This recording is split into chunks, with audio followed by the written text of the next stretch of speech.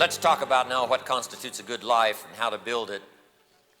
I've got some things for you to consider by the time we finish here today, so take good notes.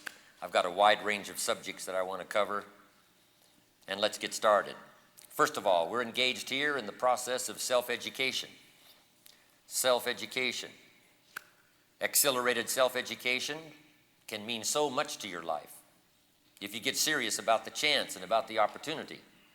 That's why you got to spend the money, got to spend the time, and got to go wherever ideas are being shared for the accelerated chance for your self-education to be meaningful to your future. Self-education. Here's a key phrase. It's not what happens to us that mostly determines our future. It's what we do with what happens. What happens has been happening for the last 6,000 years. Opportunity mixed with difficulty.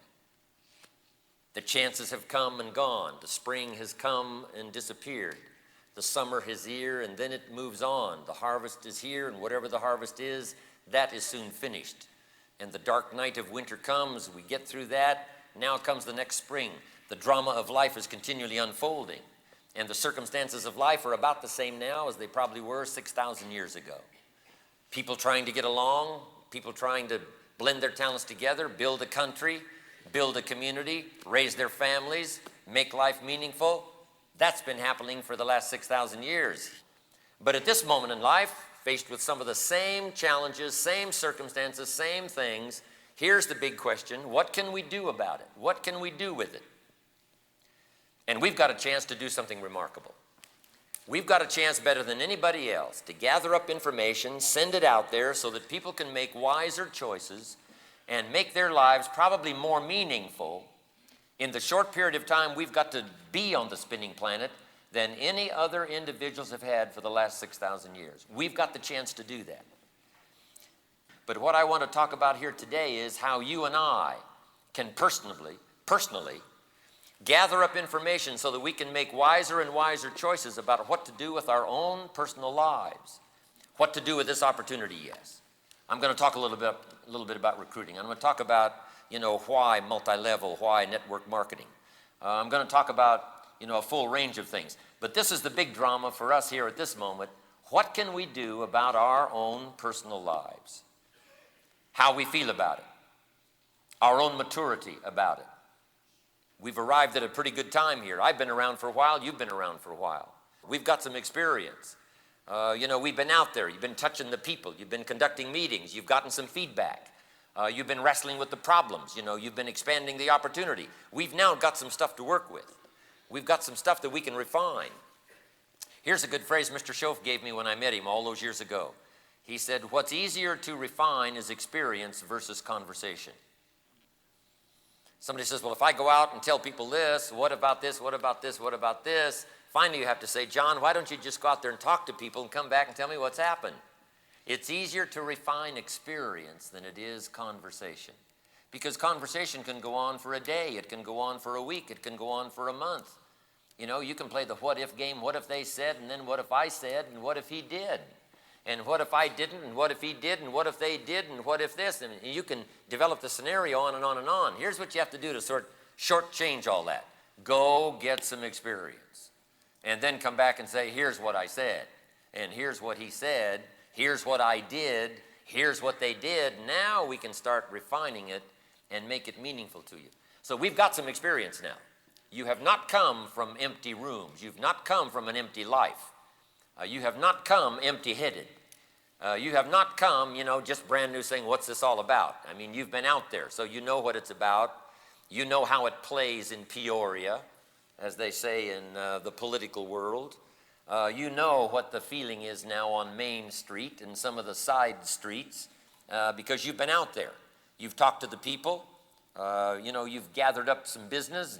You've got it underway. So what a good time to get together and see if we can't refine our experiences. So let's talk about that. First of all, you must be interested in your own personal future. Before you help anyone else, you've got to take care of yourself. I used to use the old expression, you take care of me, I'll take care of you. Found out how short-ended that was. Here's how I changed it to read, I'll take care of me for you. if you'll take care of you for me. I'll take care of me. I'll develop myself for you. If I become 10 times wiser, 10 times stronger, 10 times better than I am at the moment, think of what that will do for our friendship. So the best way I can help you is to help myself. The best way I can help you to grow is to grow myself, right? The best way I can help you out of the ditch is for me, first of all, to get out of the ditch and then see if I can't lend a helping hand to reach down there where you are and give you a helping hand, get you out of the ditch. So we must be self-interested, but self-interest must be enlightened. Take these notes. This helped me all those years ago, that my own self-interest was okay. That if I was interested in myself, my life, my future, if I was interested in my health, if I was interested in myself, what life was going to mean for me, I found out that was okay, as long as I became enlightened in the process. And the final end of the enlightenment has to be this: everybody wins. And if you'll take that into account, it's okay to be self-interested if everybody wins. And I've just got a few notes for you to take here. Some of you that have been through my leadership before, we talked a little bit about this, but let me just refresh your memory. Enlightened self-interest is okay as long as everybody wins. And here's some unique ideas along that line. The first one is, if you wish to be great, have great accolades, great trophies to put on your mantle, plaques to put on the wall, reputation and accolades from your peers, that's fine. Here's how you get it, though, in an enlightened way, and that is at the service of others. Greatness at the service of others. Greed is simply hoping for something at the expense of others. Hoping for something for nothing. Hoping for more than your share. We don't need any greed. We should legislate against greed when it finds itself in collective places. You're right? Some people should go to jail. We don't need greed in the marketplace, contrary to the movie Wall Street. Greed is not what drives the market. Greed is the evil part that lurks there, as a bit of evil lurks in all of us. Because here's the ultimate goal of life. You might make this note here. The ultimate goal in life is to become the most of the good in us and the least of the bad in us. That conflict resides within all of us. So we must drive that dark side of our nature into a small corner. But now if you become enlightened in terms of self-interest, it's okay, because greatness at the service of others is legitimate, because everybody wins. He that wishes to be great, let him find a way to serve the many. And there's no better opportunity for all of you than to take hold of this opportunity and reach out and serve the many. I know you're on your way. Just start thinking in larger numbers. That is the key to greatness, figuring out ways to serve the many. Now here's how you get good at it. Start with one or two. Start with whoever's close at hand. Start with somebody next to you. Start with a neighbor. Start with a friend. Start with a relative. Start with somebody. Pass along an idea to someone that's weary, the ancient prophet said, and you've done the greatest of deeds. Speaking a word in season to someone weary. It means start with one. Yes, I do a seminar. I had 2,500 the other night in Sydney, Australia. But it took me a while to get 2,500 people in a seminar. My first seminars were 25, 30, 40, 50, and 100. If you would have said, right, you got to go talk to 2,500, you wouldn't have been able to find me. I would have ran away. Couldn't have talked to that many people. But you can then, people now do come and say, Mr. Rohn, 1 year ago, 5 years ago, 10 years ago, 20 years ago, here's what's happened to me, thanks a lot. But guess how that all gets started? One at a time to begin with. If you sit down with someone tomorrow morning and have breakfast and recommend a book, recommend an idea, pass along something to them, they may well come back a year later and say, here's what's happened to me. And you know where it all got started? That breakfast we had the other morning when you said to me, read this book. I'm telling you, that led to another book, led to another book. That led me to take this class. and there I met this person, and then this happened, and this happened, and this went on, and guess what? This whole chain reaction started back when you took the time on a Tuesday morning to recommend a book. And you can have just as many accolades as I have. Yes, I've been out there for a while. Yes, my audience is larger than yours. But I'm telling you, where you get the practice is one-on-one. One-on-one. I love to talk one-on-one. I'm probably even better in smaller groups than I am in larger groups. I'm a lot more animated when the room is small, when there's just a few. In my enterprises, a lot more animated. I'm a lot more conservative at this podium. I'm a lot more conservative when the audiences are this large. But when the room is small, maybe once in a while you might have a chance to get in on one of my small rooms where I let it all hang out. But anyway, touching people one at a time to get the practice. Here's how you get the practice to speak to 1,000. You speak to 1, and you speak to 2, and you speak to 3, and you speak to 5. But here's what you must do. Speak with the intent of getting better, so that when the occasion calls for you to speak to 100, you'll be ready. When the occasion calls for 1,000, you'll be ready. Ready to serve the many. That's where fortune is. It is easy to earn a fortune if you render fortunes of service. And it's called legitimate fortune. You don't have to apologize for it. You don't have to feel bad about it. If you have served that many, then you deserve the fortune. You deserve the mega return. If you wish to be great, find a way to serve the many. Here's the next self-interest tip. To be ruler over many, you must be faithful with the few. To be ruler over many. Some of you have got visions here now of building a big organization, and well, you should have. With this opportunity, there's no reason why you cannot. Think in terms of 10, and then 50, and then 100, and then 500, and then 1,000. Before too long, there's going to be some of you, your own organization, when you call a meeting, will be this size. I want to have a chance to drop by when just your organization's key people represents a room full of people just like this. That's going to be an awesome experience for you. But here's what I'm asking you to do. Earn it. Earn the privilege of having an organization of key people this big.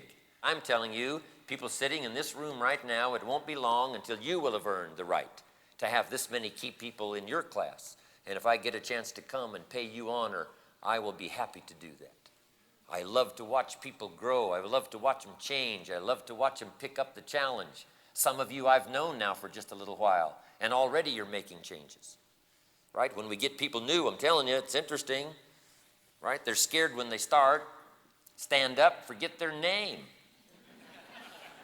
Couldn't talk for a minute if they had to. Now it's hard to get them off the platform. Be faithful when the amounts are small. Next, to understand that life responds to deserve, not to need. That is the key. Once you understand that little twist of refined education, that life responds to deserve, not to need. The key is to not present your need to life. The key is to present your skills to life. Present your skills to the marketplace. Guy goes to get a job and he says, well, I need this, and I need this, and I need this, and I need this. And the marketplace says, could we please talk to somebody else? This guy's got too many needs. So here's the key. Present your skills. Present your willingness. Present your eagerness to the marketplace. Don't present your illness.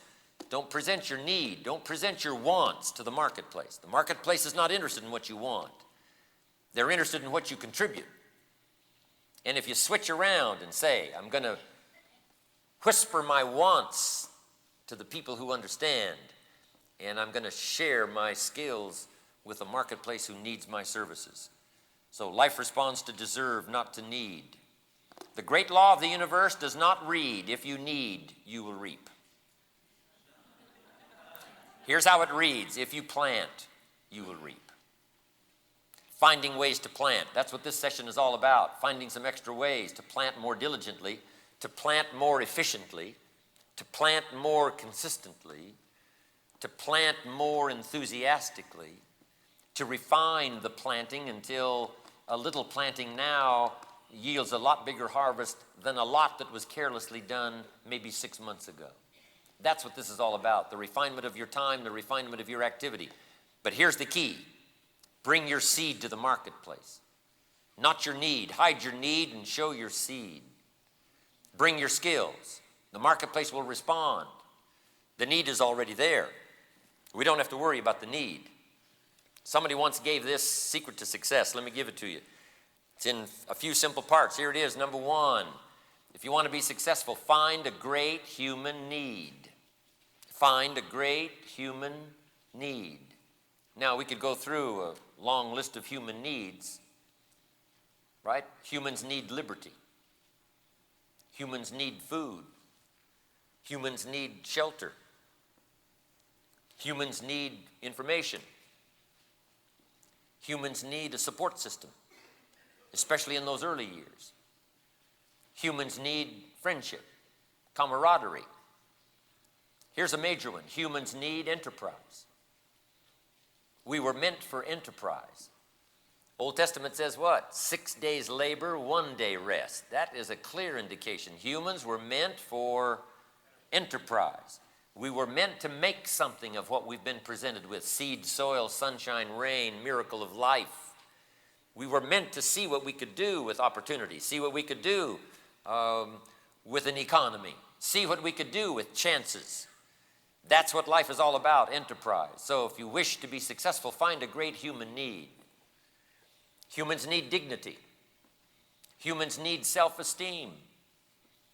Humans need good health to sustain themselves for as long as they can possibly live. Humans need to think beyond themselves. Long list of human needs.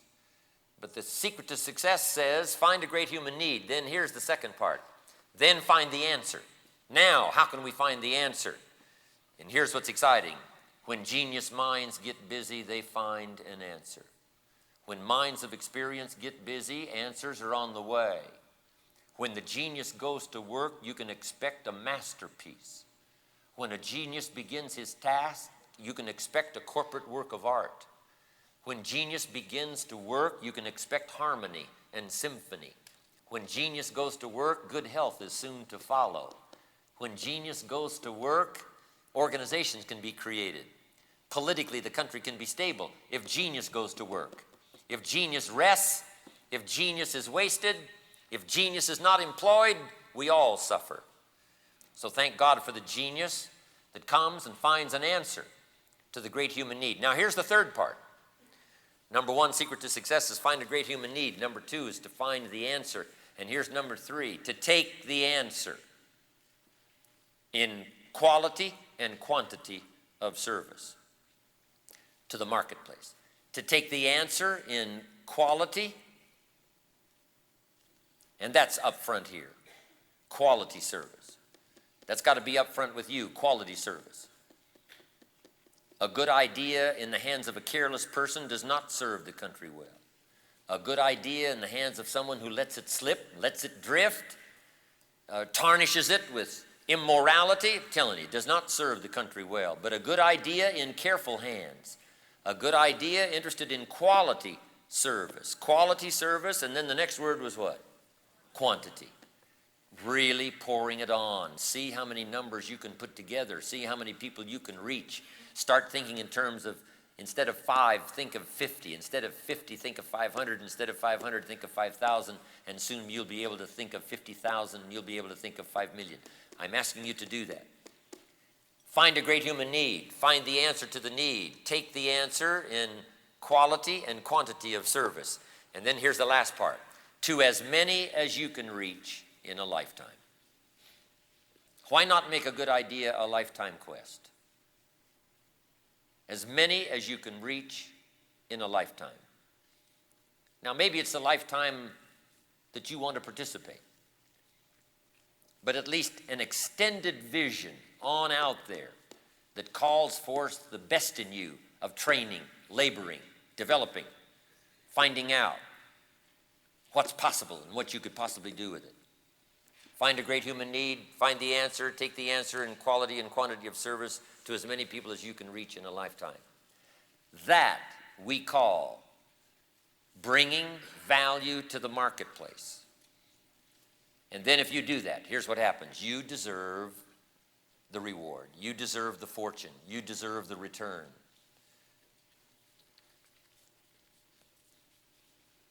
You deserve the pay. Be faithful when the amounts are small. But take up a cause, take up a great human need that's already got now a ready answer. The answer is in the making, yes. The answer is in the development stages, yes. The answer is going to be refined, yes. But there's enough of an answer here now to bring great service to the people in the marketplace. Be faithful. Deserve it. And the return will be yours.